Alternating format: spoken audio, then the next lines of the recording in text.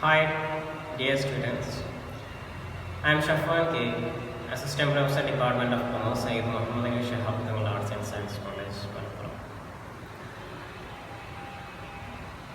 Once again, welcome to PPTA online classroom.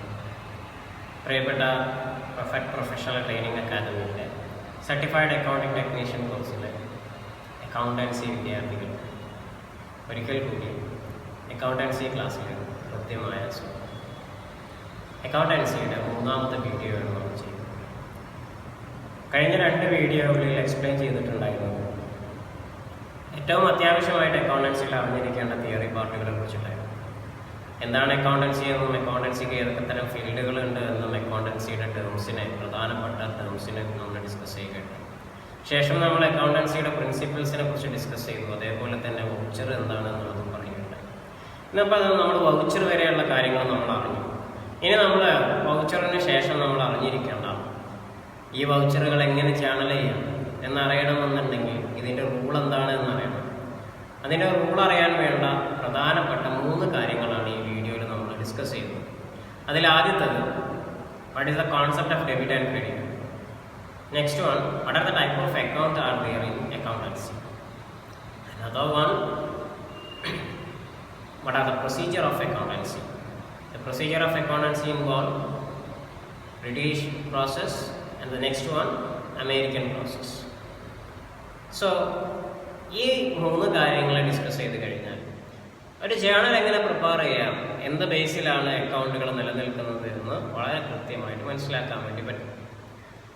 നിങ്ങൾ എപ്പോഴും ശ്രദ്ധിക്കേണ്ട കാര്യം, ഒരു വിദ്യാഭ്യാസ രീതിയുടെ അടിസ്ഥാന തത്വം എന്ന് പറഞ്ഞു കഴിഞ്ഞാൽ when I hear I forgot, when I see I understand, when I do I remember. നമ്മൾ എന്തും ചെയ്യുമ്പോൾ മാത്രമേ നമുക്ക് ഓർമ്മയുണ്ടാവൂ. അപ്പം അതുകൊണ്ട് തന്നെ ഓർമ്മയിൽ നിലനിൽക്കാൻ വേണ്ടിയിട്ട് ഞാൻ വീഡിയോ ചെയ്യുന്ന സമയത്ത്, ശബ്ദം കേൾക്കുന്ന സമയത്ത് നിങ്ങളത് ലെക്ചർ നോട്ടുകളായിട്ട് എഴുതി കഴിഞ്ഞാൽ നിങ്ങളൊരു ഡു എന്നുള്ള ഒരു ആക്ടിവിറ്റി നിങ്ങൾ അവിടെ ചെയ്യുന്ന സമയത്ത് നിങ്ങൾക്ക് ഓർമ്മയിൽ നിലനിൽക്കാൻ വേണ്ടി സാധിക്കും. അതുകൊണ്ട് തന്നെ ലെക്ചർ നോട്ടുകൾ എഴുതാൻ വേണ്ടി പ്രത്യേകം ശ്രദ്ധിക്കണമെന്ന് നിങ്ങൾ ഓർമ്മപ്പെടുത്തുക. നമ്മുടെ ഈ വീഡിയോയുടെ പ്രത്യേകത, ഇന്ന് നമ്മൾ പ്രോബ്ലം ഭാഗത്തിലേക്ക് കൂടി കടക്കുന്നത് കൊണ്ട് തന്നെ ഈ വീഡിയോ ഡയറക്റ്റ് വീഡിയോ ആയിട്ടും സ്ക്രീൻ ഷെയർ വീഡിയോ ആയിട്ടും മിക്സ്ഡ് ആയിട്ടായിരിക്കും നിങ്ങളിലേക്ക് എത്തുക. ഡയറക്റ്റ് വീഡിയോയിൽ നിങ്ങൾക്ക് ഇപ്പം നമ്മൾ കേൾക്കുന്നത് പോലെയാണ്. സ്ക്രീൻ ഷെയർ വീഡിയോയിൽ നിങ്ങൾ പ്രതീക്ഷിക്കേണ്ടത്, ഞാൻ ഒരു സ്ക്രീന് നിങ്ങളുടെ മുന്നിൽ കാണിക്കും, ആ സ്ക്രീനിൽ എൻ്റെ വോയിസ് ഉണ്ടാകും, അതിൽ എക്സ്പ്ലനേഷൻസ് നൽകും. പ്രോബ്ലം ആയതുകൊണ്ട് തന്നെ കൂടുതൽ ബെറ്റർ ആകുക അങ്ങനെയാണ് എന്നാണ് ഞാൻ പ്രതീക്ഷിക്കുന്നത്. നമ്മൾ ടോപ്പിക്കിലേക്ക് കടക്കുകയാണ്. ആദ്യം നമുക്ക് പറയാനുള്ളത് ഡെബിറ്റ് ആൻഡ് ക്രെഡിറ്റ് കൺസെപ്റ്റാണ്. ഒരു അക്കൗണ്ട് എന്ന് പറഞ്ഞു കഴിഞ്ഞാൽ നമുക്കറിയാം, ഒരു പേഴ്സണെ കുറിച്ചോ അല്ലെങ്കിൽ എന്തെങ്കിലും ഒരു കാര്യത്തിനെ കുറിച്ചിട്ടുള്ള സമ്മറൈസ്ഡ് റെക്കോർഡിനെ പറയുന്ന പേരാണ് account. An account is defined as a summarized record of transaction related to a person or thing.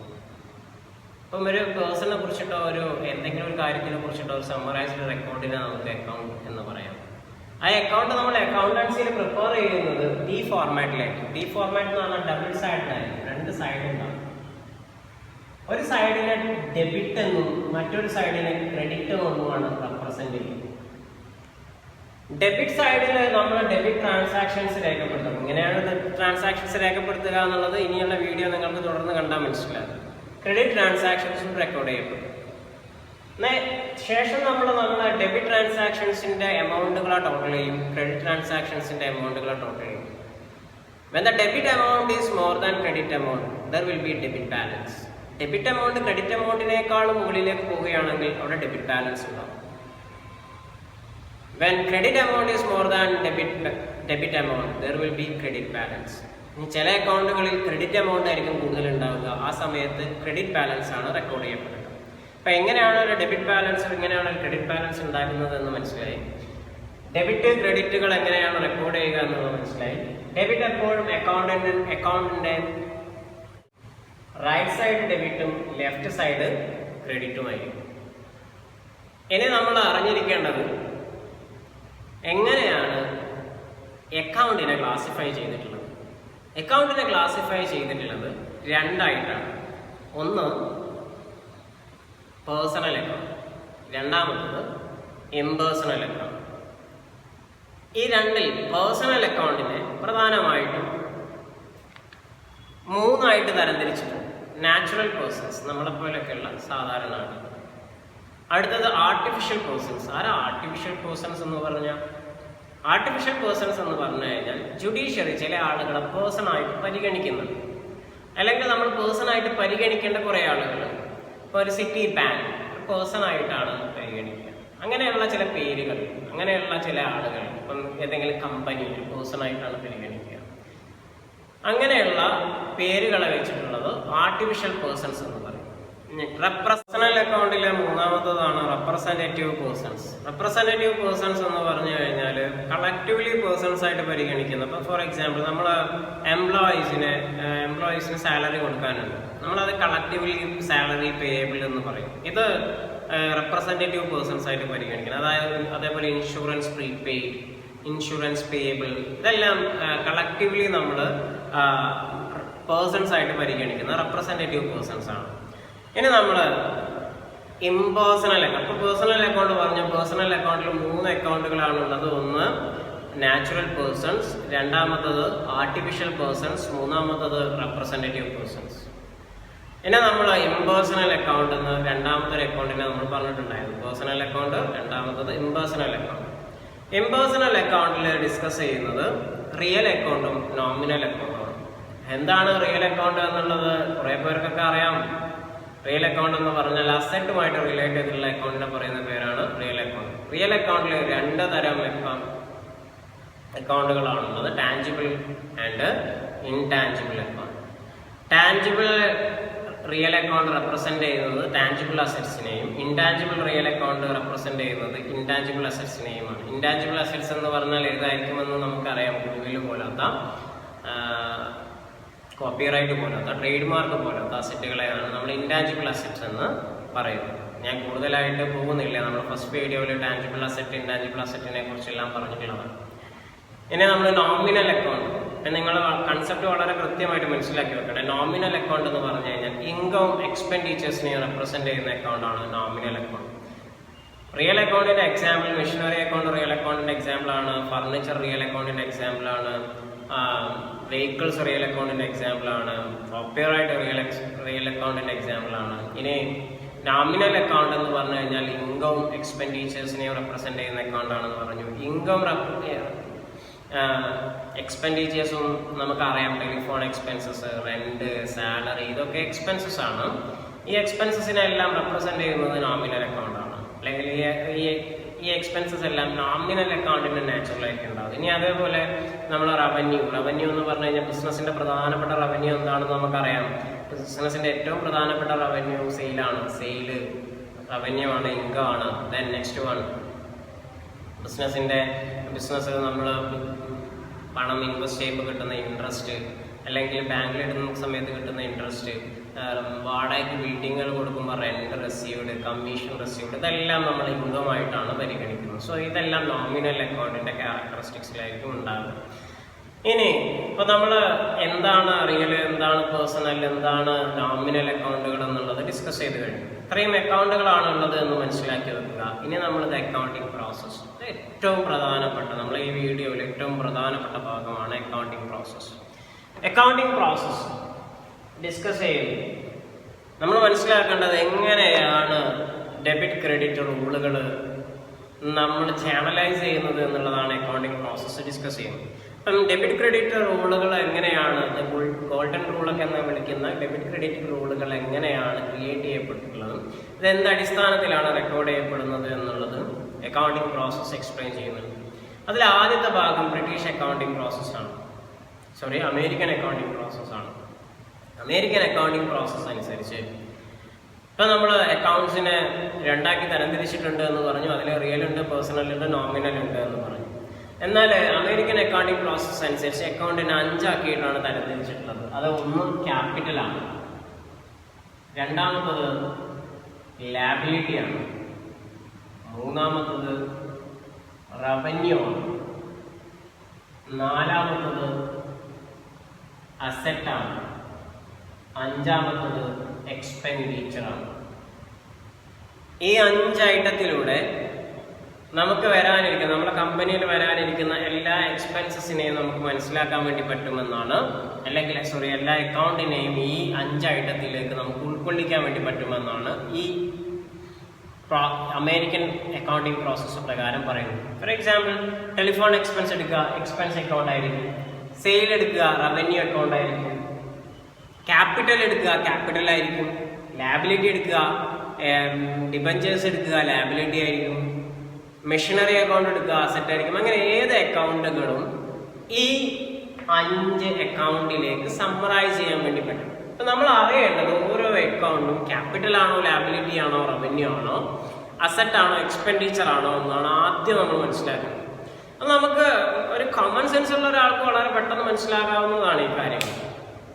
ഇനി ക്യാപിറ്റൽ, ലാബിലിറ്റി, റവന്യൂ അക്കൗണ്ടുകൾ, ഈ 3 അക്കൗണ്ടിനും ഒരേ ക്യാരക്ടറാണ്, ഒരേ രീതിയിലാണ് അത് പെർഫോം ചെയ്യുക. അതിന്റെ ഡെബിറ്റ് ക്രെഡിറ്റ് റൂൾ ഒന്ന് തന്നെയാണ്. അപ്പൊ നമുക്ക് നോക്കാം, ക്യാപിറ്റൽ, ലാബിലിറ്റി, റവന്യൂ അക്കൗണ്ടുകളാണെന്നുണ്ടെങ്കിൽ ഇൻക്രീസ് ചെയ്യുന്ന സമയത്ത് ക്രെഡിറ്റ് ചെയ്യുക, ഡിക്രീസ് ചെയ്യുന്ന സമയത്ത് ഡെബിറ്റ്. ഇനി അടുത്തത് നോക്കാം, അസറ്റ് എക്സ്പെൻഡിച്ചർ. അസറ്റ് എക്സ്പെൻഡിച്ചേഴ്സ് ആണെന്നുണ്ടെങ്കിൽ ഇൻക്രീസ് ചെയ്യുന്ന സമയത്ത് ഡെബിറ്റ് ചെയ്യണം, ഡിക്രീസ് ചെയ്യുന്ന സമയത്ത് ക്രെഡിറ്റ് ചെയ്യണം. എന്താ ഈ ഇൻക്രീസ് ചെയ്യുക, എന്താ ഡിക്രീസ് ചെയ്യുക എന്നൊക്കെ പറഞ്ഞു കഴിഞ്ഞാൽ സംശയം ഉണ്ടാവും നിങ്ങൾക്ക്. നമ്മൾ നന്നായിട്ട് മനസ്സിലാക്കാൻ വേണ്ടിയിട്ട് ഒരു എക്സാമ്പിൾ എടുക്കുക. അപ്പൊ നമ്മൾ ഫർണിച്ചർ വാങ്ങിക്കുകയാണെന്ന് കരുതുക. ഫർണിച്ചർ നമുക്ക് ആദ്യം തുടങ്ങാം, ഒരു ബിസിനസ് ആരംഭിക്കാം. നമ്മൾ ബിസിനസ്സിലേക്ക് ഇൻവെസ്റ്റ് ചെയ്യുകയാണെന്ന് കരുതാം. ബിസിനസ്സിലേക്ക് ഇൻവെസ്റ്റ് ചെയ്യുന്ന സമയത്ത് ക്യാപിറ്റൽ, ഏതെങ്കിലും ഒരാളുടെ ക്യാപിറ്റൽ ഇൻട്രൊഡ്യൂസ് ചെയ്യുകയാണ്. അപ്പം എസ് ക്യാപിറ്റൽ. അപ്പൊ ക്യാപിറ്റൽ എന്ന് പറഞ്ഞാൽ ക്യാപിറ്റൽ അക്കൗണ്ടിൽ തന്നെയാണ് എസ് ക്യാപിറ്റൽ എന്ന് പറഞ്ഞു കഴിഞ്ഞാൽ ഇൻക്രീസ് ചെയ്യുകയാണ് ചെയ്യുന്നത്. അപ്പൊ ക്രെഡിറ്റ് ചെയ്യണം. സോ എസ് ക്യാപിറ്റലിന് ക്രെഡിറ്റ് ചെയ്യണം എന്ന റൂൾ നമുക്ക് മനസ്സിലായി. S capital, S capital. So next one, ഇതിനെ ക്രെഡിറ്റ് ആണ് ചെയ്യേണ്ടത്. ഇനി നമുക്ക് ക്യാപിറ്റൽ വരുന്ന സമയത്ത് നമ്മുടെ കയ്യിലേക്ക്, ബിസിനസ്സിലേക്ക് എന്താ വരിക? സ്വാഭാവികമായിട്ട് ബിസിനസ്സിലേക്ക് വരിക ക്യാഷ് ആയിരിക്കും. ക്യാഷ് വരുന്ന സമയത്ത് നമ്മൾ ക്യാഷ് എന്ന് പറഞ്ഞു കഴിഞ്ഞാൽ അസറ്റ് ആണ്. ക്യാഷ് ഇൻക്രീസ് ചെയ്യുന്നത്, ഇൻക്രീസ് ചെയ്യുമ്പോൾ ഡെബിറ്റ് ആണ് ചെയ്യേണ്ടത്. സോ ക്യാഷ് അക്കൗണ്ട് ഡെബിറ്റ് സൈഡിൽ എഴുതുക. ഇങ്ങനെ എഴുതി കഴിഞ്ഞാൽ cash account upstairs to S capital. നമ്മൾ ക്യാഷിനെ മാർജിനിൽ എഴുതി കഴിഞ്ഞാൽ മാർജിനിൽ നിന്ന് കുറച്ച് വിട്ടിട്ടായിരിക്കണം ക്രെഡിറ്റ് ആയിട്ട് എഴുതേണ്ടത്. ക്രെഡിറ്റ് ഐറ്റം ആണ് എന്ന് തിരിച്ചറിയാൻ വേണ്ടിയിട്ടാണ്. Cash account upstairs to S capital. ഇത്ര സിമ്പിൾ ആയിട്ടാണ് അക്കൗണ്ടൻസി പ്രവർത്തിക്കുന്നത്. വളരെ പെട്ടെന്ന് നമുക്ക് കാര്യങ്ങൾ മനസ്സിലാക്കിയെടുക്കാൻ വേണ്ടി പറ്റും അക്കൗണ്ടൻസിയിൽ. അപ്പോൾ നമ്മൾ ഈ 5 അക്കൗണ്ടുകളാക്കിയിട്ട് അമേരിക്കൻ അപ്രോച്ച് പ്രകാരം തരംതിരിച്ചിട്ടുണ്ടെന്ന് മനസ്സിലാക്കുക. ഇതിൽ ക്യാപിറ്റൽ, ലാബിലിറ്റി, റവന്യൂ ആണെന്നുണ്ടെങ്കിൽ ഇൻക്രീസ് ചെയ്യുമ്പോൾ ക്രെഡിറ്റ് ചെയ്യണമെന്നും ഡിക്രീസ് ചെയ്യുമ്പോൾ ഡെബിറ്റ് ചെയ്യണമെന്നും അറിയാം. അസറ്റ് എക്സ്പെൻഡിച്ചർ ആണെന്നുണ്ടെങ്കിൽ ഇൻക്രീസ് ചെയ്യുമ്പോൾ ഡെബിറ്റും ഡിക്രീസ് ചെയ്യുമ്പോൾ ക്രെഡിറ്റും ആണ് ചെയ്യേണ്ടതെന്ന് മനസ്സിലാക്കി വെക്കുക. ഇനി നമ്മൾ ഇത് എങ്ങനെയാണ് അപ്ലൈ ചെയ്യുന്നത് എന്ന് നോക്കും. എങ്ങനെയാണ് അപ്ലൈ ചെയ്യുന്നത് എന്ന് നോക്കുന്ന സമയത്ത് നമുക്ക് മനസ്സിലാകും ഓരോന്നും ഡെബിറ്റ് എങ്ങനെയാണ്, ക്രെഡിറ്റ് എങ്ങനെയാണ് വരുന്നത് എന്നുള്ളത്. ഇനി നമ്മൾ ഒരു ബിസിനസ് സ്റ്റാർട്ട് ചെയ്തിട്ട് അതിൻ്റെ ആദ്യ കാലഘട്ടങ്ങളിലുള്ള പ്രൊസീജിയർ ഒന്ന് നോക്കിയാലോ. നമ്മൾ ബിസിനസ് സ്റ്റാർട്ട് ചെയ്യുന്ന സമയത്ത് ക്യാപിറ്റൽ ഇൻട്രൊഡ്യൂസ് ചെയ്യുന്നു. ക്യാപിറ്റൽ ഇൻട്രൊഡ്യൂസ് ചെയ്യുമ്പോൾ cash account upstairs to S capital എന്നുള്ളത് ഞാൻ പറഞ്ഞു. ഇനി ബിസിനസ്സിലേക്ക് ഏറ്റവും അത്യാവശ്യമായിട്ടുള്ള കുറച്ച് ഫർണിച്ചറുകൾ നമ്മൾ വാങ്ങിക്കുന്നു പൈസ ഉപയോഗിച്ചിട്ട്. ഫർണിച്ചർ എന്ന് പറഞ്ഞാൽ അസറ്റാണ്. അസറ്റ് ഇൻക്രീസ് ചെയ്യുമ്പോൾ ഡെബിറ്റ് ചെയ്യണം. അപ്പോൾ furniture account upstairs to, furniture account upstairs to. ഇനി നമ്മളെ കയ്യിൽ നിന്ന് നമ്മൾ നേരത്തെ ക്യാപിറ്റലായിട്ട് വന്നിട്ടുള്ള ക്യാഷ് ഉപയോഗിച്ചിട്ട് നമ്മൾ ഫർണിച്ചർ വാങ്ങിക്കുന്നതല്ലേ. അപ്പോൾ നമ്മളെ കയ്യിൽ നിന്ന് ക്യാഷ് പോകും. അപ്പോൾ ക്യാഷ് അക്കൗണ്ട്, ക്യാഷ് പോകുന്ന സമയത്ത് ക്യാഷ് ഒരു അസറ്റ് തന്നെയാണ്. അസറ്റ് ഡിക്രീസ് ചെയ്യുമ്പോൾ ക്രെഡിറ്റ് ചെയ്യണം. അപ്പോൾ furniture account upstairs to cash account. ഇങ്ങനെയാണ് ഫർണിച്ചർ അല്ലെങ്കിൽ മെഷീനറീസ് അല്ലെങ്കിൽ അസറ്റുകൾ വാങ്ങിക്കുന്ന സമയത്ത് നമ്മൾ രേഖപ്പെടുത്തേണ്ടത്. ഇനി നമ്മൾ മെഷീനറി വാങ്ങിക്കുന്ന സമയത്താണെന്നുണ്ടെങ്കിലോ ഫർണിച്ചറിന്റെ സ്ഥാനത്ത് മെഷീനറി ആകുമെന്ന് മാത്രം. Machinery account of sales to cash account. ഇനി നമ്മൾ അടുത്ത ബിസിനസ്സിൽ മെഷീനറി വാങ്ങിച്ചു കഴിഞ്ഞു, ഫർണിച്ചർ വാങ്ങിച്ചു കഴിഞ്ഞു. ഇനി നമ്മൾ അടുത്ത ഘട്ടം എന്ന് പറഞ്ഞു കഴിഞ്ഞാൽ കുറച്ച് റോ മെറ്റീരിയലുകൾ വാങ്ങിക്കുക എന്നുള്ളതാണ്. റോ മെറ്റീരിയൽ വാങ്ങിക്കുന്നു. റോ മെറ്റീരിയൽ നമുക്ക് അസറ്റിൽ ഉൾക്കൊള്ളിക്കാം. റോ മെറ്റീരിയൽ വാങ്ങിക്കുന്നു. റോ മെറ്റീരിയൽ അസറ്റിലും ഉൾക്കൊള്ളിക്കാം, എക്സ്പെൻഡിച്ചേഴ്സിലും ഉൾക്കൊള്ളിക്കാം കേട്ടോ. റോ മെറ്റീരിയൽ വാങ്ങിക്കുന്നു. റോ മെറ്റീരിയൽ വരുന്നു ബിസിനസ്സിലേക്ക്. റോ മെറ്റീരിയൽ അസറ്റ് ആണെന്ന് കരുതിയിട്ട് ഇൻക്രീസ് ചെയ്യുന്ന സമയത്ത് ഡെബിറ്റ് ചെയ്യുന്നു raw material account of sales to.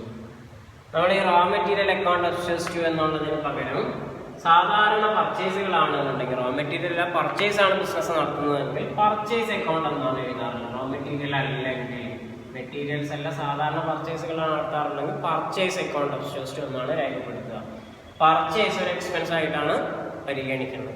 Purchase account of sales പറഞ്ഞു, പർച്ചേസ് ചെയ്യുന്നു, സാധനം വന്നു, ആ സാധനം ഇൻക്രീസ് ചെയ്യുന്ന സമയത്ത് ഡെബിറ്റ് ചെയ്യുന്നു. നമ്മുടെ കയ്യിൽ നിന്ന് ക്യാഷ് കൊടുത്തിട്ടായിരിക്കും നമ്മൾ പർച്ചേസ് ചെയ്തിട്ടുണ്ടാവും. അപ്പൊ നമ്മൾ ക്യാഷ് നമ്മുടെ കയ്യിൽ നിന്ന് പോകുന്ന സമയത്ത് ക്രെഡിറ്റ് ചെയ്യണം ക്യാഷ് അക്കൗണ്ട്.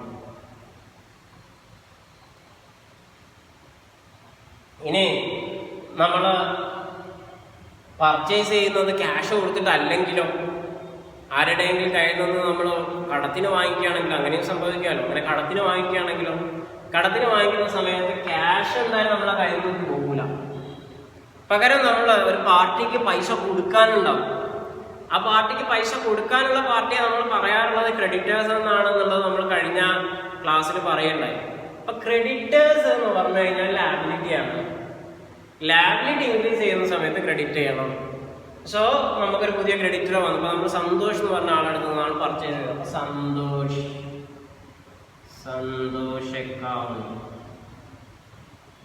സന്തോഷ് അക്കൗണ്ട്, സന്തോഷിന് പണം കൊടുക്കാനുണ്ട് നമ്മൾ. ഇനി കുറച്ച് കഴിഞ്ഞാൽ നമ്മൾ വാങ്ങിച്ചിട്ടുള്ള പർച്ചേസ് ചെയ്തിട്ടുള്ള പ്രൊഡക്റ്റ് നമ്മൾ സെയിൽ ചെയ്യും. അങ്ങനെ സെയിൽ ചെയ്യുന്ന സമയത്ത് സെയിൽ എന്ന് പറഞ്ഞാൽ റവന്യൂ ആണെന്ന് നമുക്കറിയാം. സെയിൽ ഇൻക്രീസ് ചെയ്യുന്ന സമയത്ത് ക്രെഡിറ്റ് ചെയ്യണം. സെയിൽ ചെയ്യുന്ന സമയത്ത് നമുക്ക് ക്യാഷ് ആവില്ല. അപ്പൊ ക്യാഷ് എന്ന് പറഞ്ഞു കഴിഞ്ഞാൽ അസറ്റ് ആണെന്ന് അറിയാം. അസറ്റ് ഇൻക്രീസ് ചെയ്യുന്ന സമയത്ത് ഡെബിറ്റ് ചെയ്യണം. അപ്പൊ അസറ്റ് ഇൻക്രീസ് ചെയ്യാണ് cash account of sales to. Revenue ആയിട്ടുള്ള സെയിലാണ്, സെയിലും കൂടുകയാണ്, സെയിൽ അക്കൗണ്ട്. ഇത് എഴുതി കഴിഞ്ഞാൽ നമ്മുടെ സെയിലിന്റെ ട്രാൻസാക്ഷൻ ആയി. ഇതിനെല്ലാം എമൗണ്ടുകൾ ഉണ്ടാവും കേട്ടോ. ഇതിന്റെ അപ്പം എമൗണ്ട് കൂടി എഴുതി ചേർക്കണം. അതെങ്ങനെ ചാനൽ ചെയ്യാന്നുള്ളത് ഞാൻ പറയും. ഡെബിറ്റ് ക്രെഡിറ്റിനെ കുറിച്ച് നമ്മൾ ഡീറ്റെയിൽഡ് ആയിട്ട് ഡിസ്കസ് ചെയ്യാണ്. ഇനി നമ്മൾ സെയില് ക്യാഷിനല്ലെങ്കിലോ, ഏതെങ്കിലും പാർട്ടിക്കാണെങ്കിൽ നമ്മൾ വിൽക്കുന്ന പാർട്ടി എന്ന് പറഞ്ഞു കഴിഞ്ഞാൽ നമുക്ക് പൈസ തരാനുള്ള ആളായിരിക്കും. പൈസ തരാനുള്ള ആളെ അസറ്റായിട്ടാണ് ട്രീറ്റ് ചെയ്യാം. ഡെപ്റ്റേഴ്സ് ഒരു അസറ്റാണ്. അപ്പൊ ഡെപ്റ്റേഴ്സ് ഇൻക്രീസ് ചെയ്യുന്ന സമയത്ത് ഡെബിറ്റ് ചെയ്യണം. അപ്പൊ നമ്മളിവിടെ ക്യാഷിന് പകരം ആ പാർട്ടിയുടെ പേര് രോഹൻ എന്നാണെന്ന് കരുതുക. Rohan account of sales to sale account. അപ്പം പർച്ചേസും സെയിലും ആയി. സെയിലായി കഴിഞ്ഞാൽ ഈ പർച്ചേസ് ചെയ്ത പാർട്ടിക്ക് നമ്മൾ പൈസ തിരിച്ചു കൊടുക്കണം അല്ലേ? അങ്ങനെ പൈസ തിരിച്ചു കൊടുക്കുന്ന സമയത്ത് നമ്മൾ ചെയ്യുന്ന ജേണൽ എൻട്രി ഇങ്ങനെ ആയിരിക്കും. നമ്മുടെ കയ്യിൽ നിന്ന് അസറ്റായിട്ടുള്ള ക്യാഷ് നഷ്ടപ്പെടുമ്പോൾ ക്രെഡിറ്റ് ചെയ്യണം. നമുക്ക് നേരത്തെ ഉണ്ടായിരുന്ന സന്തോഷ് എന്ന് പറഞ്ഞ ലാബിലിറ്റി ഡിക്രീസ്ഡ് ആവും. അയാൾക്ക് കൊടുക്കാനുള്ള പൈസ നമ്മൾ കൊടുക്കുകയാണ്. അപ്പൊ ലാബിലിറ്റി ഡിക്രീസ്ഡ് ആവും. അപ്പൊ നമ്മുടെ അക്കൗണ്ട് ജേണൽ എൻട്രി ഇങ്ങനെ ആയിരിക്കും. സന്തോഷ് അക്കൗണ്ട്. സന്തോഷിനെ ഡെബിറ്റ് ചെയ്യാനുള്ള കാരണം സന്തോഷ് എന്ന് പറഞ്ഞൊരു ലാബിലിറ്റി ആണ്. ലാബിലിറ്റി കൊടുത്തു വിടുന്ന സമയത്ത് ഡിക്രീസ് ആവുന്ന സമയത്ത് ഡെബിറ്റ് ചെയ്യണം. Debit Santosh account of sales to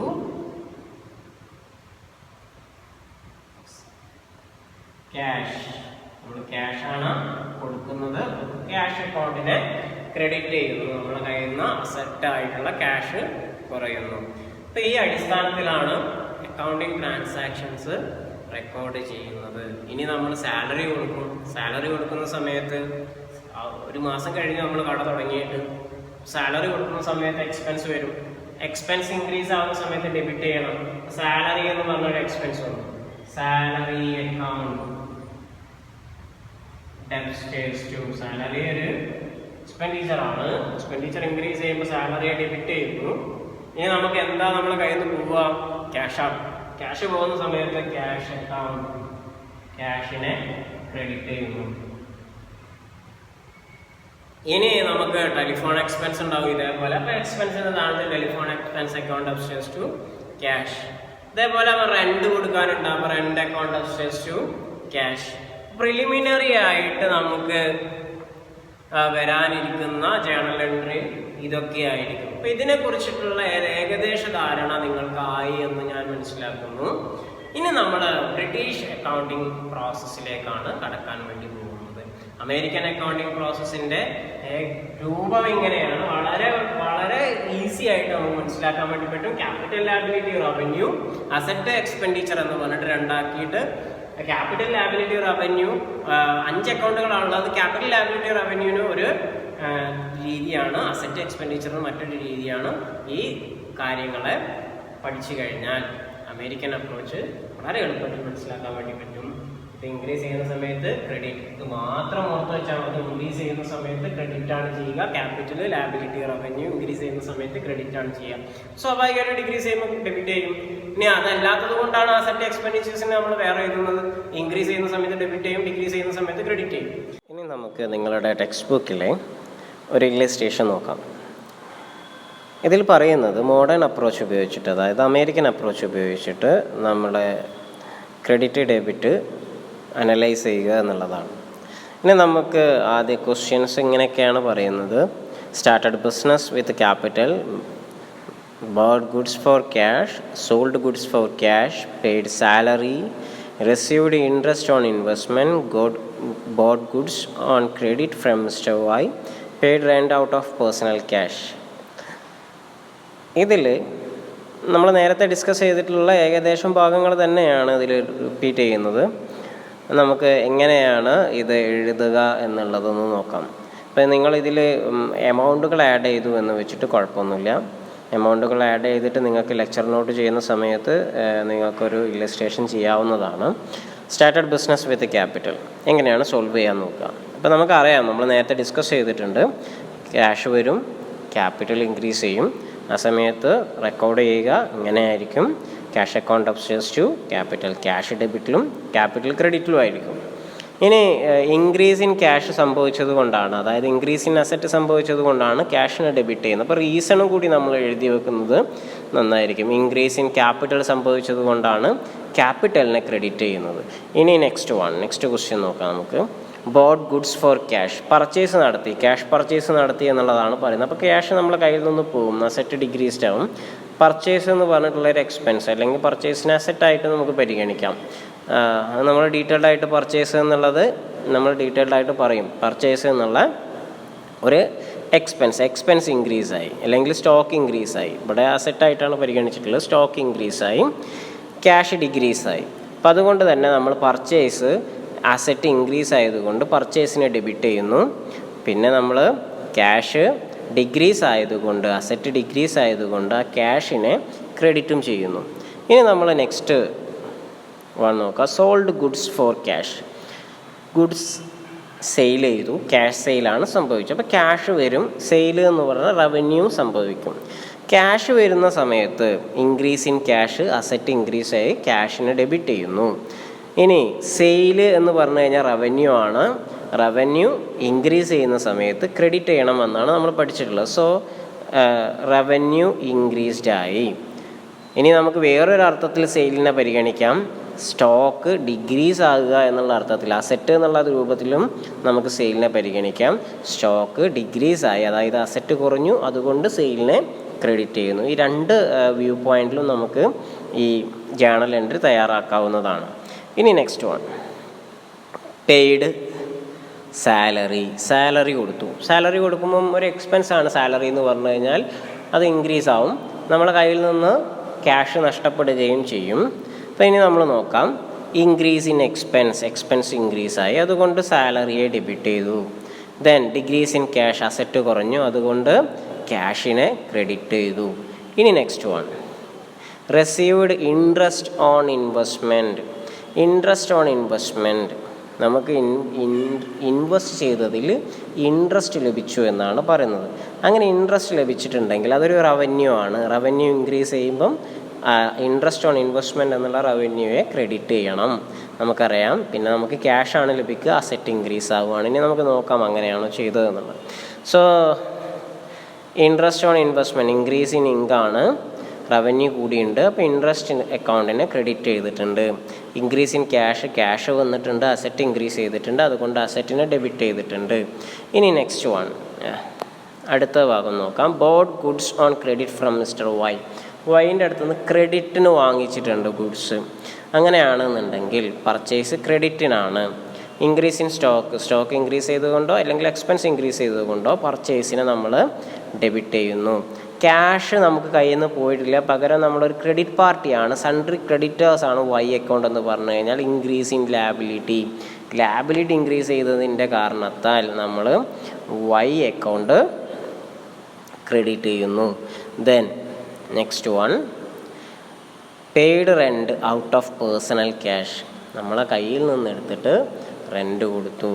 അതിൻ്റെ ജേണൽ എൻട്രി ഒന്ന് നോക്കാം. നമുക്ക് കുറച്ച് വ്യത്യസ്തമായിരിക്കും. നമ്മളെ കയ്യിൽ നിന്ന് ക്യാഷ് എടുത്ത് കൊടുത്തതാണ്, റെൻ്റാണ്. റെൻ്റ് എന്ന് പറഞ്ഞാൽ എക്സ്പെൻസ് ആണ്. എക്സ്പെൻസ് ഇൻക്രീസ് ചെയ്തതുകൊണ്ട് അതിനെ ഡെബിറ്റ് ചെയ്യുന്നു. ഇനി നമുക്ക് നോക്കാം ഇൻക്രീസ് ഇൻ ലാബിലിറ്റിയാണ് ഇൻക്രീസ് ചെയ്യുന്നത്. കാരണം എന്താണെന്ന് വെച്ച് കഴിഞ്ഞാൽ നമ്മളെ കയ്യിൽ നിന്ന് എടുത്തിട്ടാണ് കൊടുത്തത്, അത് ക്യാപിറ്റലിലേക്കാണ് നമ്മൾ കയ്യിൽ നിന്ന് എടുത്തത് പോവുക. അപ്പോൾ അതുകൊണ്ട് തന്നെ ക്യാപിറ്റൽ ഇൻക്രീസ് ചെയ്തു, നമ്മൾ ആ പൈസയും കൂടി ബിസിനസ്സിലേക്ക് ഇട്ടു എന്നാണ് പരിഗണിക്കുക. ദെൻ ആ ക്യാപിറ്റൽ ഇൻക്രീസ് ചെയ്ത് കഴിഞ്ഞാൽ ക്രെഡിറ്റ് ചെയ്യണം. ഇങ്ങനെയാണ് ജേണൽ എൻട്രി അമേരിക്കൻ അപ്രോച്ചിൽ തയ്യാറാക്കുന്നത്. ഇനി നമ്മൾ ബ്രിട്ടീഷ് അക്കൗണ്ടിങ് പ്രോസസ്സിലേക്ക് കടക്കുകയാണ്. ബ്രിട്ടീഷ് അക്കൗണ്ടിങ് പ്രോസസ്സ് പ്രകാരം അക്കൗണ്ടിനെ 3 ആയിട്ടാണ് തരംതിരിച്ചിട്ടുള്ളത്. ആ 3 എണ്ണം ഇങ്ങനെയൊക്കെയാണ്.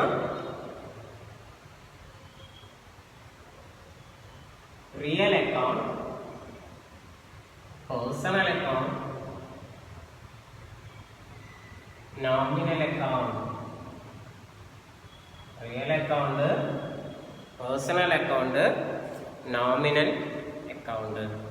Real account, personal account, nominal account എന്താണ് എന്നുള്ളത് നമ്മൾ ആദ്യമേ പറഞ്ഞിട്ടുണ്ട്. റിയൽ അക്കൗണ്ട് എന്ന് പറഞ്ഞാൽ അസറ്റായിട്ട് ബന്ധപ്പെട്ടിട്ടുള്ള അക്കൗണ്ടുകളാണ്.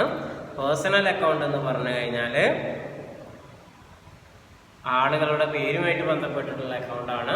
ആളുകൾ ഇൻഡിവിജ്വൽ അല്ലെങ്കിൽ ആർട്ടിഫിഷ്യൽ പേഴ്സൺസ് ഒക്കെ ആയിട്ട് ബന്ധപ്പെട്ടുള്ളതാണ് പേഴ്സണൽ അക്കൗണ്ട് എന്ന് പറഞ്ഞു കഴിഞ്ഞാൽ. നോമിനൽ അക്കൗണ്ട് എന്ന് പറഞ്ഞു കഴിഞ്ഞാൽ ഇൻകം എക്സ്പെൻഡിച്ചറുമാണ്. ഇനി ഇതിൻ്റെ ഓരോന്നിനും നേരത്തെ നമ്മൾ 5 അക്കൗണ്ടുകൾ പറഞ്ഞു കഴിഞ്ഞാൽ ഓരോന്നിനും ഓരോ റൂളാണ്. 5-ൽ 3 എണ്ണത്തിന് ഒരു റൂളോ 2 എണ്ണത്തിന് മറ്റൊരു റൂളാണെന്ന് പറഞ്ഞു. ഇതിന് ഓരോന്നിനും ഓരോ റൂളുകളാണ്. റിയൽ അക്കൗണ്ട് ആയിട്ടുള്ള അസറ്റിന്റെ റൂൾ എന്താണെന്ന് വെച്ച് കഴിഞ്ഞാൽ debit what comes in, credit what goes out എന്നാണ്. ഡെബിറ്റ് വാട്ട് കംസ് ഇൻ, ഇങ്ങോട്ട് വരുന്നതിനൊക്കെ നമ്മൾ ഡെബിറ്റ് ചെയ്യണം. ക്രെഡിറ്റ് വാട്ട് ഗോസ് ഔട്ട്, പോകുന്നത് എന്തുണ്ടെങ്കിലും നമ്മൾ എന്ത് ചെയ്യണം, ക്രെഡിറ്റ് ചെയ്യണം. ഫോർ എക്സാമ്പിൾ റിയൽ അക്കൗണ്ട് അസറ്റാണ്, അസറ്റ് വരുന്ന സമയത്ത് ഡെബിറ്റ് ചെയ്യണം, പോകുന്ന സമയത്ത് ക്രെഡിറ്റ് ചെയ്യണം. ഇത് തന്നെയാണ് അമേരിക്കൻ അപ്രോച്ചിൽ നമ്മൾ ചെയ്തിട്ടുണ്ടായത്. ഇനി പേഴ്സണൽ അക്കൗണ്ട് ആകുമ്പോഴോ, പേഴ്സണൽ അക്കൗണ്ട് ആകുന്ന സമയത്ത് debit the receiver, credit the giver. ഇങ്ങനെയാണ് പേഴ്സണൽ അക്കൗണ്ട് ആകുന്ന സമയത്ത്. ഡെബിറ്റ് ദ റിസീവർ, കിട്ടാനുള്ള ആളുകളെ ഡെബിറ്റ് ചെയ്യുക. ക്രെഡിറ്റ് ദ ഗിവർ, കൊടുക്കാനുള്ളവരെ ക്രെഡിറ്റ് ചെയ്യുക. അപ്പൊ ക്രെഡിറ്റേഴ്സിനെ നമ്മൾ ക്രെഡിറ്റ് ചെയ്യും, ഡെബ്റ്റേഴ്സിനെ നമ്മൾ ഡെബിറ്റ് ചെയ്യും. കിട്ടാനുള്ളതിനൊക്കെ നമ്മൾ ഡെബിറ്റാണ് ചെയ്യുക, കൊടുക്കാനുള്ളതിനൊക്കെ നമ്മൾ ക്രെഡിറ്റാണ് ചെയ്യുക. ഇപ്പം ലാബിലിറ്റി, കുറേ ലാബിലിറ്റി ഒക്കെ നമ്മൾ കൊടുക്കാനുള്ളതിനൊക്കെ നമ്മൾ ക്രെഡിറ്റാണ് ചെയ്യുക. കിട്ടാനുള്ളതെല്ലാം അസറ്റുകളായിരിക്കും. അസറ്റുകൾ നമ്മൾ സാധാരണ വരുന്ന സമയത്ത് ഡെബിറ്റാണ് ചെയ്യാം, നേരത്തെ ഉള്ള റൂളിൽ. അതേ റൂളാണ് ഇവിടെ യൂസ് ചെയ്യുന്നത്, പക്ഷേ പേഴ്സണൽ അക്കൗണ്ട് എന്ന് പറഞ്ഞിട്ടായിരിക്കും എന്ന് മാത്രം. ഇനി next one, nominal account. Nominal account income എക്സ്പെൻഡിച്ചേഴ്സിൻ്റെയും അക്കൗണ്ടുകളെ ആണെന്ന് നമ്മൾ പറഞ്ഞിട്ടുണ്ട്. ഡെബിറ്റ് ഓൾ എക്സ്പെൻസസ്, എക്സ്പെൻസ് വരുന്ന സമയത്ത് ഡെബിറ്റ് ചെയ്യണം. ക്രെഡിറ്റ് ഓൾ ഇൻകംസ്, ഇൻകത്തിനെ ക്രെഡിറ്റ് ചെയ്യണം. ഇങ്ങനെയാണ് നമ്മൾ പഠിച്ചിട്ടുള്ളത്. Debit all expenses, credit all incomes. നമ്മൾ നേരത്തെ പറഞ്ഞിട്ടുണ്ടായിരുന്നു റവന്യൂ വരുന്ന സമയത്ത് ക്രെഡിറ്റ് ചെയ്യണം, എക്സ്പെൻസ് വരുന്ന സമയത്ത് ഡെബിറ്റ് ചെയ്യണം. അതേ റൂള് തന്നെയാണ്. ചെറിയ വ്യത്യാസം, ഇവിടെ 3 അക്കൗണ്ടേ ഉള്ളൂ, ഇവിടെ 5 അക്കൗണ്ടുകളുണ്ട്. പക്ഷെ അക്കൗണ്ടിനെ കുറേ കൂടി നമുക്ക് വേഗം മനസ്സിലാക്കാൻ വേണ്ടി പറ്റുക അമേരിക്കൻ അപ്രോച്ച് പ്രകാരമായിരിക്കും. അമേരിക്കൻ അപ്രോച്ച് പ്രകാരം ചെയ്യുന്നതായിരിക്കും കൂടുതൽ എളുപ്പമെന്നാണ് ഞാൻ റെക്കമെൻഡ് ചെയ്യുക. നിങ്ങൾ അമേരിക്കൻ അപ്രോച്ച് വളരെ കൃത്യമായിട്ട് മനസ്സിലാക്കി വെക്കണമെന്ന് ഞാൻ എപ്പോഴും റെക്കമെൻഡ് ചെയ്യുന്നതാണ്. ഇനി അമേരിക്കൻ അപ്രോച്ച് പ്രകാരം എങ്ങനെയാണ് ഒരു പ്രോബ്ലം സോൾവ് ചെയ്യുക? അപ്പോൾ നമ്മൾ ശരിക്കും മനസ്സിലാക്കേണ്ടത് ഒരു ജേണൽ എൻട്രി ചെയ്യുന്ന സമയത്ത് എങ്ങനെയാണ് ജേണൽ എൻട്രി ചെയ്യുക, ആ ജേണൽ എൻട്രിൻ്റെ റീസൺ എന്താണെന്നുള്ളതും കൂടി നമ്മൾ അറിഞ്ഞിരിക്കുക. അപ്പോൾ നമ്മളിപ്പോൾ ഇനി നിങ്ങൾ സ്ക്രീൻ ഷെയറിലേക്ക് കടക്കാൻ വേണ്ടി പോകുന്നത് ഒരു അക്കൗണ്ട്, അതിൻ്റെ എമൗണ്ട്, അതിൻ്റെ റീസൺ. അതേപോലെ തന്നെ ഇത് ബ്രിട്ടീഷ് അപ്രോച്ചിൽ ചെയ്യുന്ന സമയത്ത് എങ്ങനെയാണ് ജേണൽ എൻട്രി ഉണ്ടാവുക, അതിൻ്റെ റീസൺസ് എന്തൊക്കെയായിരിക്കും, ഇത് മനസ്സിലാക്കി കഴിഞ്ഞാൽ അക്കൗണ്ടൻസി ചെയ്യൽ വളരെ വളരെ സിമ്പിളായിട്ടുള്ള പ്രോസസ്സിലേക്ക് മാറും. ഇനി നമുക്ക് നേരത്തെ നമ്മൾ ചെയ്ത അതേ ക്വസ്റ്റ്യൻ ബ്രിട്ടീഷ് അക്കൗണ്ടിങ് സ്റ്റാൻഡേർഡ് ഉപയോഗിച്ച് എങ്ങനെയാണ് സോൾവ് ചെയ്യുക എന്ന് നോക്കാം. ബ്രിട്ടീഷ് അക്കൗണ്ടിങ് അപ്രോച്ച് ഉപയോഗിച്ച് എങ്ങനെയാണ് സോൾവ് ചെയ്യുക എന്ന് നോക്കാം. ജേണൽ എൻട്രിയിൽ വ്യത്യാസമൊന്നും ഉണ്ടാവില്ല, റീസൺസ് മാത്രമേ മാറുള്ളൂ. എന്തുകൊണ്ടാണ് ബ്രിട്ടീഷ് അക്കൗണ്ടിങ് അപ്രോച്ച് ഉപയോഗിച്ചിട്ട് എന്തുകൊണ്ടാണ് ഡെബിറ്റ് ചെയ്തത് ക്രെഡിറ്റ് ചെയ്തത് എന്നാണ് എക്സ്പ്ലെയിൻ ചെയ്യുക. അപ്പോൾ നമ്മൾ സെയിം ക്വസ്റ്റ്യനെ ഞാൻ വീണ്ടും നിങ്ങളെ പരിചയപ്പെടുത്തുന്നില്ല. നമ്മൾ started business with capital introduce ചെയ്തു. അങ്ങനെയാണെങ്കിൽ ജേണൽ എൻട്രി നമ്മൾ നേരത്തെ പറഞ്ഞത് തന്നെയായിരിക്കും. Journal entry cash account upstairs to ക്യാപിറ്റലാണ്. ക്യാഷ് ഒരു റിയൽ അക്കൗണ്ടാണ്, കാരണം അസറ്റാണ്. Comes in, debit what comes in, എന്ത് വന്നാലും ഡെബിറ്റ് ചെയ്യണമെന്നാണ് റൂള്. അപ്പോൾ അതുകൊണ്ട് നമ്മൾ ഇതിനെ ഡെബിറ്റ് ചെയ്യുന്നു. നെക്സ്റ്റ് വൺ ക്യാപിറ്റൽ ഒരു പേഴ്സണൽ അക്കൗണ്ട് ആയിട്ടാണ് പരിഗണിക്കുന്നത്. നേരത്തെ നമുക്ക് അമേരിക്കൻ അപ്രോച്ച് പ്രകാരം ക്യാപിറ്റൽ എന്ന് പറഞ്ഞൊരു അക്കൗണ്ട് തന്നെ ഉണ്ടായിരുന്നു. ഇവിടെ അത് പേഴ്സണൽ അക്കൗണ്ട് ആയിട്ടാണ് പരിഗണിക്കുക. കാരണം ഇതൊരു പേഴ്സണായിട്ട് റിലേറ്റ് ചെയ്തിട്ടുള്ള ഒരു അക്കൗണ്ട് ആയിരിക്കും. അതായത് വൈപവീസ് അല്ലെങ്കിൽ വികാസ് അല്ലെങ്കിൽ എസ് ബീസ് എന്ന് പറഞ്ഞിട്ട് ഏതെങ്കിലും ഒരാളെ ക്യാപിറ്റൽ ആയിരിക്കുമല്ലോ ക്യാപിറ്റൽ എന്ന് പറഞ്ഞു കഴിഞ്ഞാൽ. ഇപ്പം ഗിവറാണ്, നമ്മൾ കൊടുക്കാനുള്ള ആളാണ്, അതുകൊണ്ട് അതിനെ ക്രെഡിറ്റ് ചെയ്യുന്നു. Next one bought goods for ക്യാഷിന് പർച്ചേസ് ചെയ്തു എന്നാണ് പറയുന്നത്. പർച്ചേസ് ചെയ്ത് കഴിഞ്ഞാൽ purchase account upstairs to cash account എന്നാണ് ജേണൽ എൻട്രി. നമ്മൾ നേരത്തെ പറഞ്ഞിട്ടുണ്ട്. പക്ഷെ ഇവിടെ പർച്ചേസിനെ നോമിനൽ അക്കൗണ്ട് ആയിട്ടാണ് പരിഗണിക്കുന്നത്. ഒരു എക്സ്പെൻസ് ആണ്. നോമിനലിൽ എക്സ്പെൻസ് ആണെങ്കിൽ എക്സ്പെൻസിനെ ഡെബിറ്റ് ചെയ്യുക എന്നുള്ളതാണ് റൂള്, നമുക്കറിയാം. അപ്പോൾ അതുകൊണ്ട് ഡെബിറ്റ് ചെയ്യുന്നു. ദെൻ ക്യാഷ് അക്കൗണ്ട് ഒരു റിയൽ അക്കൗണ്ട് ആണ്. ഗോസ് ഔട്ട്, കമ്പനിയിൽ നിന്ന് പോവുകയാണ്. പോകുന്ന സമയത്ത് റിയൽ അക്കൗണ്ടിൽ ഗോസ് ഔട്ട് ആണെന്നുണ്ടെങ്കിൽ ക്രെഡിറ്റ് ആണ് ചെയ്യേണ്ടത് എന്ന് നമ്മൾ ഡിസ്കസ് ചെയ്തിട്ടുണ്ട്. Next one sold goods for ക്യാഷിന് സെയിൽ ചെയ്തു എന്നാണ് പറയുന്നത്. ക്യാഷിന് സെയിൽ ചെയ്തിട്ടുണ്ടെങ്കിൽ ജേണൽ എൻട്രി ഇങ്ങനെയാണ്: cash account upstairs to sales account. എന്തുകൊണ്ട് ക്യാഷിന് ഡെബിറ്റ് ചെയ്തു? ക്യാഷ് ഒരു റിയൽ അക്കൗണ്ട് ആണ്. റിയൽ അക്കൗണ്ട് കംസ് ഇൻ ആണ്. സെയിൽ ചെയ്യുമ്പോൾ ക്യാഷ് വരികയാണ് ചെയ്യുക, അതുകൊണ്ട് ഡെബിറ്റ് ചെയ്തു. ഇനി സെയിൽസ് അക്കൗണ്ട് ഒരു നോമിനൽ അക്കൗണ്ട് ആണ്. കാരണം ഇൻകമാണ്. ഇൻകം ഇൻക്രീസ് ചെയ്യുന്ന സമയത്ത് അല്ലെങ്കിൽ ഇൻകത്തിനെ ക്രെഡിറ്റ് ചെയ്യുകയാണ് വേണ്ടത് എന്ന് നമ്മൾ നേരത്തെ പറഞ്ഞിട്ടുണ്ട്. അപ്പോൾ അതുകൊണ്ട് ഇൻകം ആയിട്ടുള്ള സെയിലിനെ ക്രെഡിറ്റ് ചെയ്തു. ഇനി നെക്സ്റ്റ് വൺ നോക്കാം. പെയ്ഡ് സാലറി പേ ചെയ്തു. ഒരു എക്സ്പെൻസ് ആണ് സാലറി എന്ന് പറഞ്ഞു കഴിഞ്ഞാൽ. സോ സാലറി നോമിനൽ അക്കൗണ്ടിലാണ് വരിക, എക്സ്പെൻസിനെ ഡെബിറ്റ് ചെയ്യണം. ഇനി ക്യാഷാണ് നമ്മൾ കൊടുക്കുന്നത്. ക്യാഷ് ഒരു റിയൽ അക്കൗണ്ടാണ്, ഗോസ് ഔട്ടാണ്, നമ്മളെ കയ്യിൽ നിന്ന് പോവുകയാണ്, ക്രെഡിറ്റ് ചെയ്യണം. അപ്പോൾ ഈ നിയമപ്രകാരമാണ് salary account upstairs cash account എന്നുള്ള ജേണൽ എൻട്രി ക്രിയേറ്റ് ചെയ്യപ്പെട്ടിട്ടുള്ളത്. ഇനി അടുത്ത് നോക്കാം. Received interest on investment. നമ്മൾ ഇൻവെസ്റ്റ് ചെയ്തിട്ടുള്ള പൈസയിൽ നിന്ന് ഇൻട്രസ്റ്റ് ലഭിച്ചു. റവന്യൂ ആണ് ഇൻട്രസ്റ്റ് എന്ന് പറഞ്ഞു കഴിഞ്ഞാൽ. ക്യാഷ് വരികയാണ് ചെയ്തിട്ടുള്ളത്. അപ്പോൾ ക്യാഷ് എന്ന് ജേണൽ എൻട്രി ഇങ്ങനെയാണ്: cash account upstairs to interest account. Cash എന്ന് പറഞ്ഞു കഴിഞ്ഞാൽ ഒരു റിയൽ ഐറ്റം ആണ്, അസറ്റാണ്. അസറ്റ് വന്നതുകൊണ്ട് ഡെബിറ്റ് ചെയ്യുന്നു. ഇൻട്രസ്റ്റ് അക്കൗണ്ട് നോമിനലാണ്, റവന്യൂ ആണ്, വരുമാനമാണ്, ഇൻകം ആണ്. സോ ഇൻകം ക്രെഡിറ്റ് ആണ് ചെയ്യേണ്ടത് എന്നുള്ളത് നമുക്കറിയാം റൂള്. ഇൻകം ആണെന്നുണ്ടെങ്കിൽ nominal credit all incomes, debit all expense എന്നുള്ളതാണ് നിയമം എന്നുള്ളത് നമുക്കറിയാം. ഇനി അടുത്തത് നോക്കാം. Bought goods on credit from mister Y. Mister വൈൻ്റെ അടുത്ത് നിന്ന് ക്രെഡിറ്റിന് ഗുഡ്സ് വാങ്ങിച്ചു. അങ്ങനെയാണെങ്കിൽ പർച്ചേസാണ്, പർച്ചേസ് ഒരു നോമിനലാണ്, എക്സ്പെൻസാണ്, എക്സ്പെൻസ് ഇൻക്രീസ് ചെയ്തതുകൊണ്ട് പർച്ചേസിനെ ഡെബിറ്റ് ചെയ്തു. വൈസ് അക്കൗണ്ട്, വൈ എന്ന് പറഞ്ഞിട്ടുള്ളൊരു പാർട്ടിയുടെ സൺട്രി ക്രെഡിറ്റർ ഉണ്ടായിട്ടുണ്ട്. നമ്മൾ വൈക്ക് പൈസ കൊടുക്കാനാണുള്ളത്. ഒരു പേഴ്സണൽ അക്കൗണ്ടായിട്ടാണ് പരിഗണിക്കുന്നത്. സൺട്രി ഡെപ്റ്റേഴ്സ്, സൺട്രി ക്രെഡിറ്റേഴ്സ് എപ്പോഴും പേഴ്സണൽ അക്കൗണ്ടുകളായിരിക്കും. ഗിവറാണ്, നമ്മൾ കൊടുക്കാനുള്ളതാണ്, ക്രെഡിറ്റ് ചെയ്യുന്നു. Then paid rent out of personal cash, personal ക്യാഷിൽ നിന്ന് റെൻറ്റ് പേ ചെയ്യുന്നു. അപ്പോൾ ക്യാപിറ്റലായിട്ട് ബന്ധപ്പെട്ടുള്ളതാണെന്ന് നമ്മൾ നേരത്തെ ഡിസ്കസ് ചെയ്തിട്ടുണ്ട്. കാരണം നമ്മളെ കയ്യിൽ നിന്ന് പൈസ വീണ്ടും കമ്പനിയിലേക്ക് ഇൻട്രൊഡ്യൂസ് ചെയ്യുകയാണ്. അപ്പോൾ അതുകൊണ്ട് തന്നെ റെൻ്റ് എന്ന് പറഞ്ഞു കഴിഞ്ഞാൽ ഒരു എക്സ്പെൻസാണ്. നമ്മളുടെ ജേണൽ എൻട്രി ഇങ്ങനെ ആയിരിക്കും ഉണ്ടാവുക. Rent account upstairs to capital. Rent ഒരു നോമിനലാണ്, എക്സ്പെൻസാണ്, എക്സ്പെൻസ് ആയതുകൊണ്ട് ഡെബിറ്റ് ചെയ്യുന്നു. ക്യാപിറ്റൽ പേഴ്സണലാണ്, ഗിവറാണ്, നമ്മൾ കൊടുക്കാനുള്ളതാണ്. കാരണം ക്യാപിറ്റലെല്ലാം നമ്മൾ തിരിച്ചു കൊടുക്കാനുള്ളതാണ്, അതുകൊണ്ട് ക്രെഡിറ്റ് ചെയ്യുന്നു. ഇങ്ങനെയാണ് ബ്രിട്ടീഷ് അപ്രോച്ച് പ്രകാരം ജേണൽ എൻട്രി ചെയ്യുന്നത്. അപ്പോൾ വളരെ സിമ്പിളായിട്ട് നമുക്ക് മനസ്സിലാക്കാൻ വേണ്ടി പറ്റും അമേരിക്കൻ അപ്രോച്ചും ബ്രിട്ടീഷ് അപ്രോച്ചും. നിങ്ങൾക്കിതിൽ ഏതാണോ ഏറ്റവും എളുപ്പം തോന്നുന്നത് അത് ഫോളോ ചെയ്യുക. ഞാൻ കൂടുതൽ നിങ്ങളോട് റെക്കമെൻഡ് ചെയ്യുക അമേരിക്കൻ അപ്രോച്ച് ഫോളോ ചെയ്യാനായിരിക്കും. അത് കൂടുതൽ നിങ്ങൾക്ക് വളരെ എളുപ്പത്തിൽ കാര്യങ്ങൾ മനസ്സിലാക്കാൻ വേണ്ടി സഹായിക്കും എന്നുള്ളത് കൊണ്ട് തന്നെ അമേരിക്കൻ അപ്രോച്ച് ഫോളോ ചെയ്യാൻ വേണ്ടി ശ്രമിക്കുക. സംശയങ്ങളും അഭിപ്രായങ്ങളും ഒക്കെ ഉണ്ടാവും. PPTA തരുന്ന പ്ലാറ്റ്ഫോമിൽ നിങ്ങൾ സംശയങ്ങളും അഭിപ്രായങ്ങളും ഒക്കെ രേഖപ്പെടുത്തുക. ഒരിക്കൽ കൂടി എല്ലാവർക്കും നന്ദി രേഖപ്പെടുത്തുകയും നല്ല ദിവസം ആശംസിക്കുകയും ചെയ്യുന്നു. Thanks for watching.